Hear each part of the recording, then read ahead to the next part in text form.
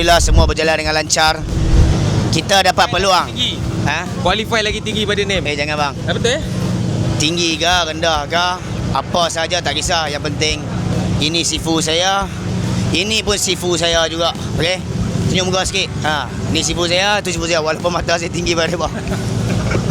Right guys, tadi qualify satu kereta 2 orang, Faris Azri dengan name Choi Racing Team. So kita ada Era Racing, kita ada Choi Racing Team.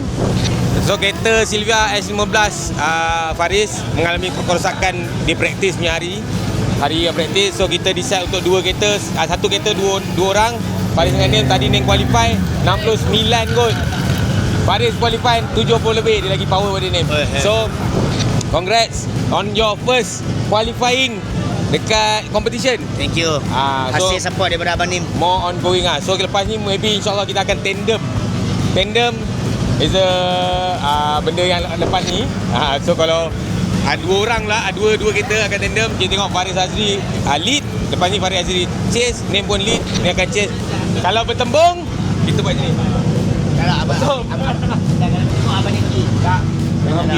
Pergi. So kita doakan S15 sampai hari Ahad mantap.